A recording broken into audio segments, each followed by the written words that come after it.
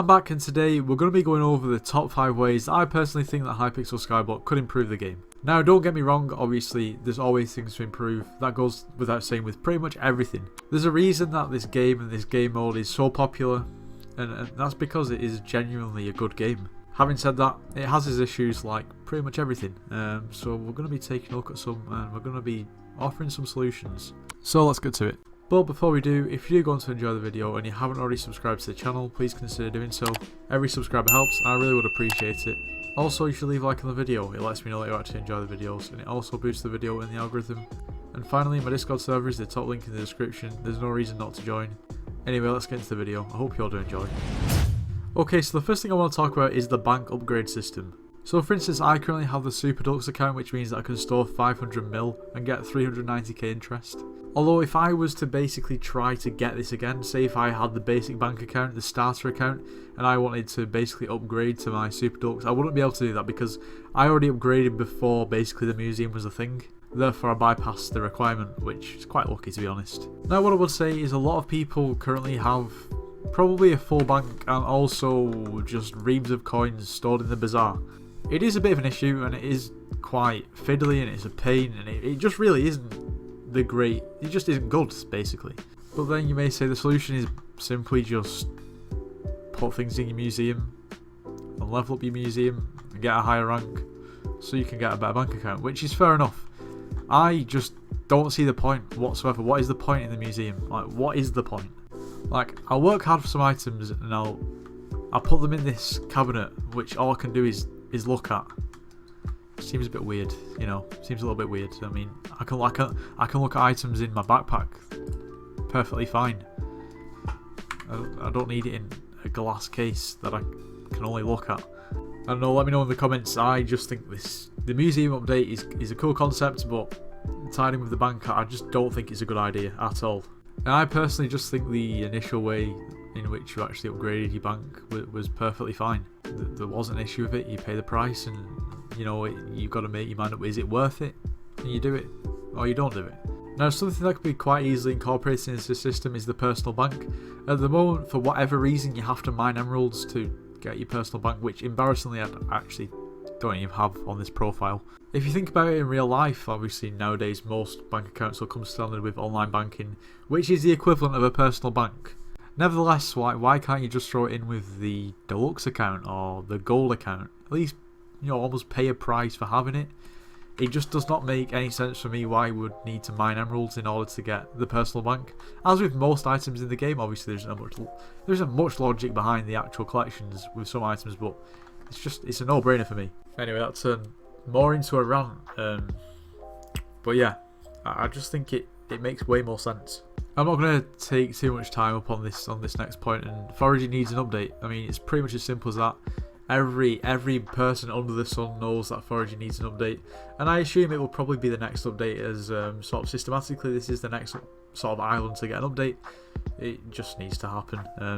I don't mind waiting because I actually quite enjoy foraging somehow, even though it is tedious and there's other than the collections. I mean, what can you really gain from it? Not much.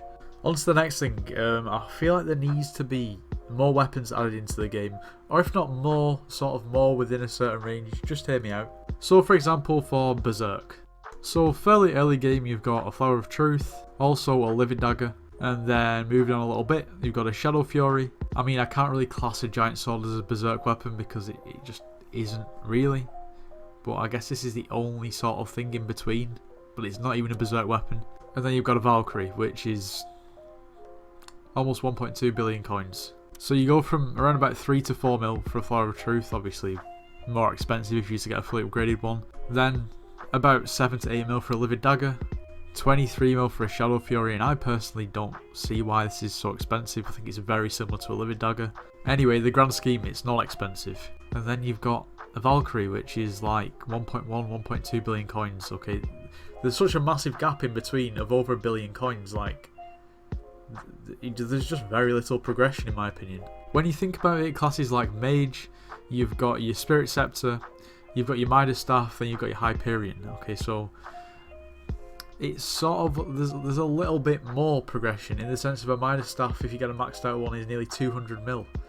Whether it's worth 200 mil or not is obviously sort of up to you. But even prior to that, you've got a Bonzo staff and so on.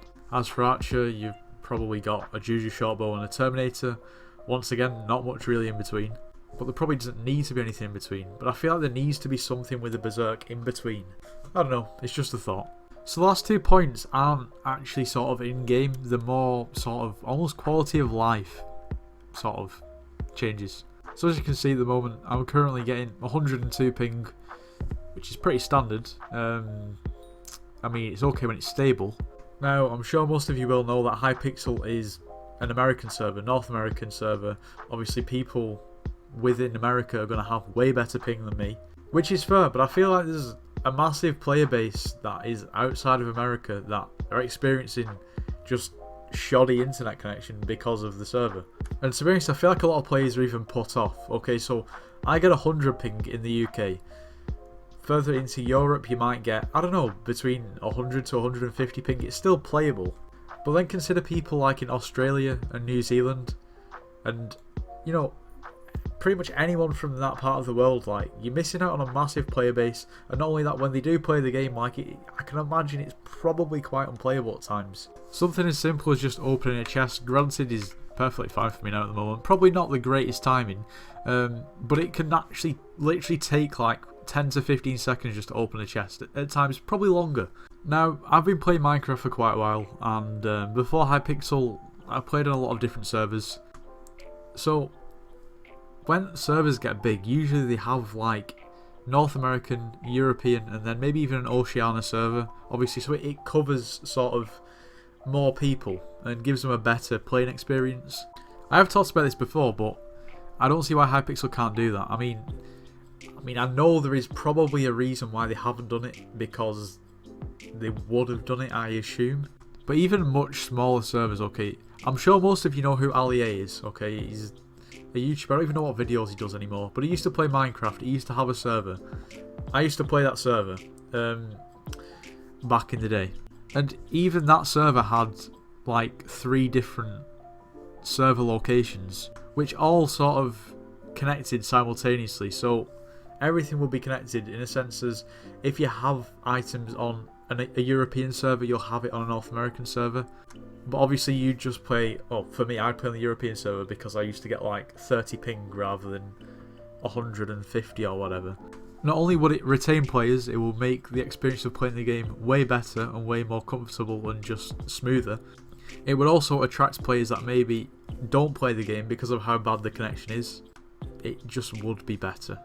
And my final point is to do with scammers, ratters, pretty much anyone that's cheating on the game. Why aren't they just IP banned?